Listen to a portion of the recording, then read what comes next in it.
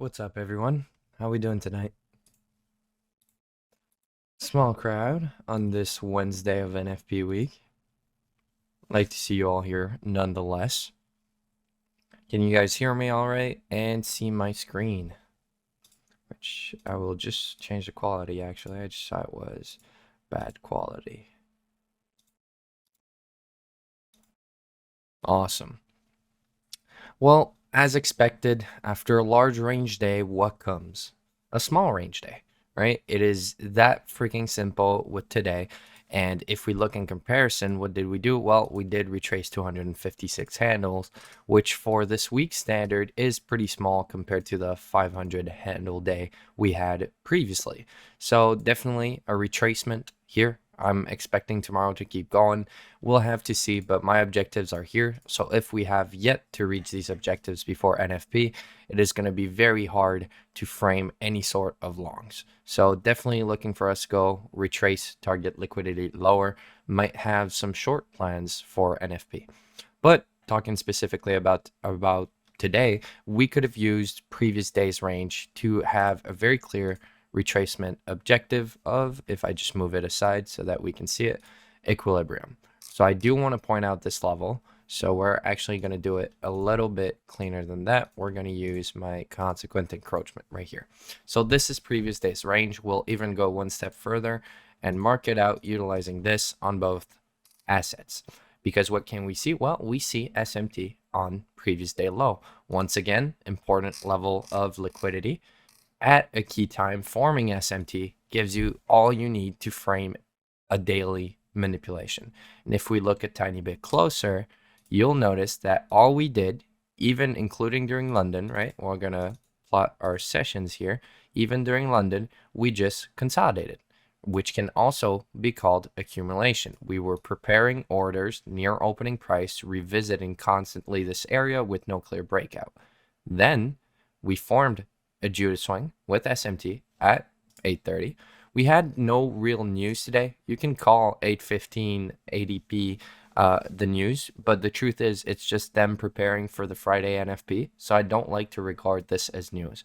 So on a day like today, where I would be trading, since as I stated in the weekly outlook, it is NFP week, I'm looking to trade Wednesday's morning session.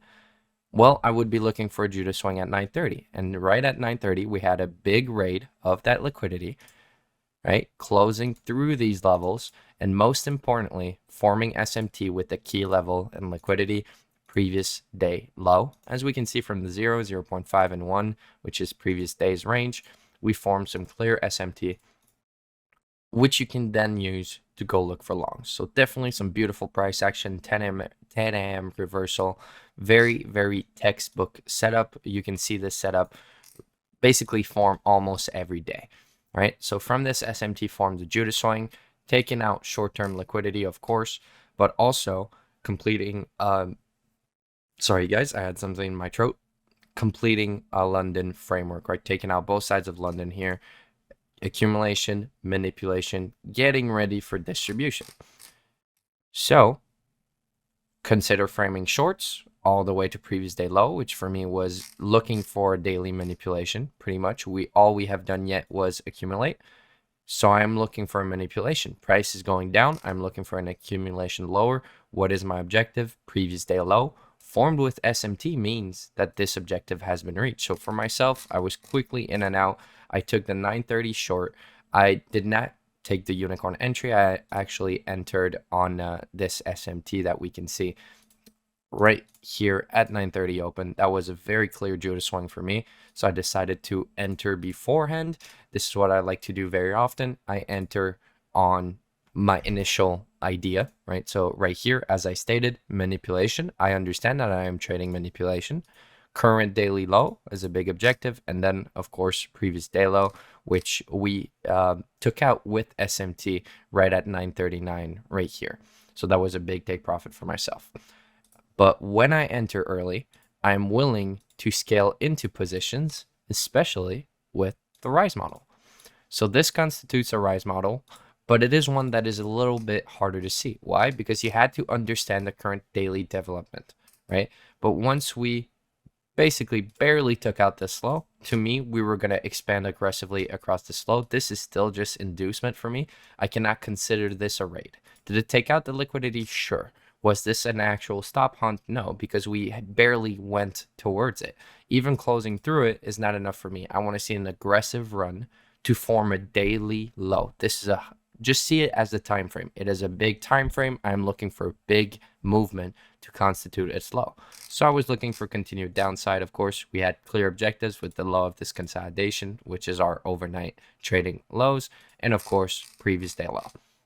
So for myself, I did enter earlier, scale in into the unicorn, but even if you just entered at the unicorn, leaving your stop at very clearly the swing high, you had, what was it?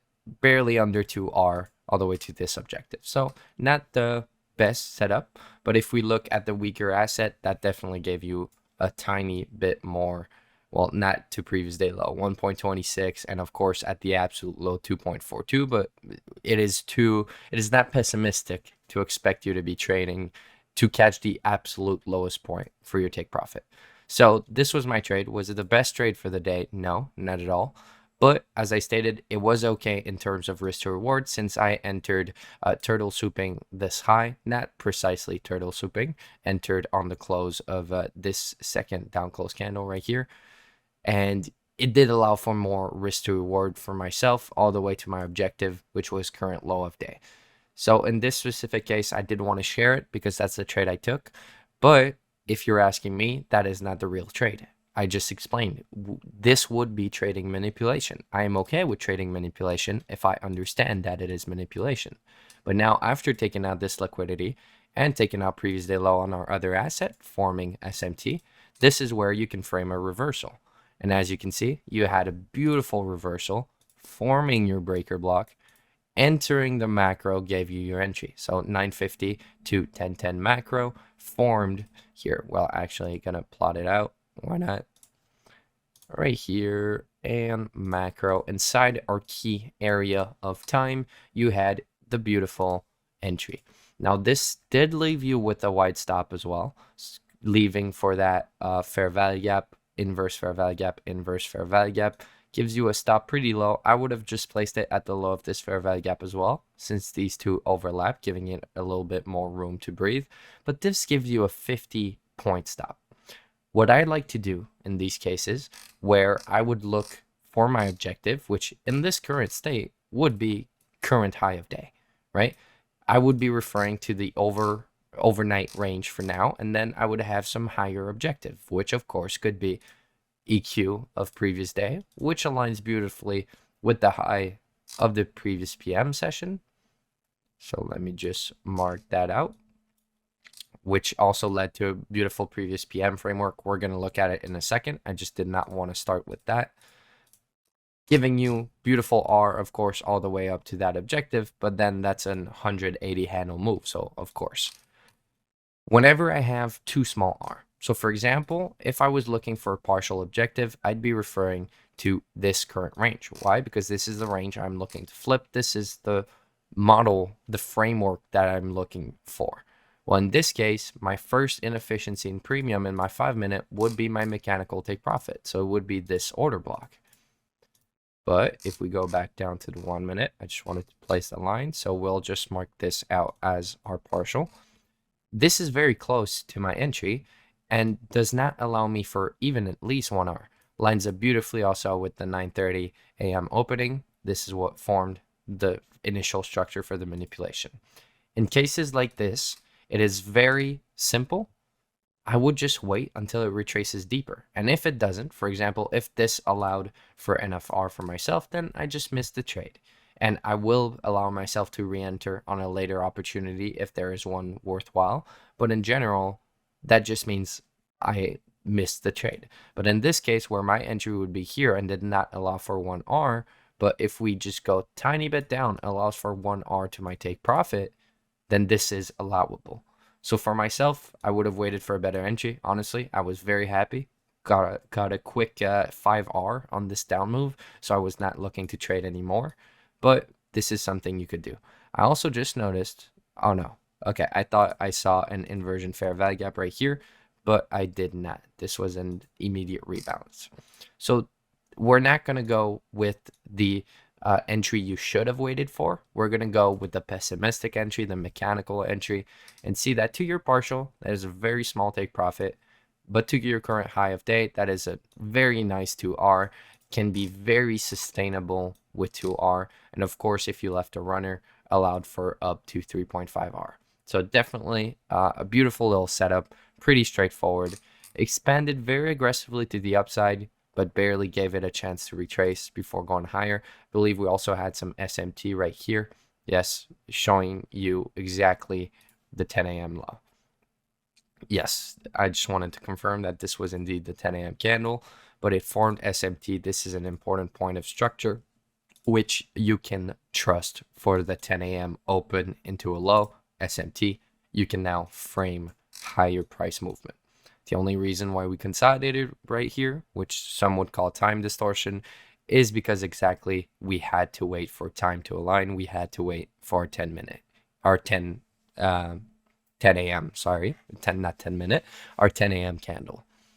So very straightforward trade, right? Previous day low, SMT, unicorn, entry, 3PD array, target, partial objective along the way.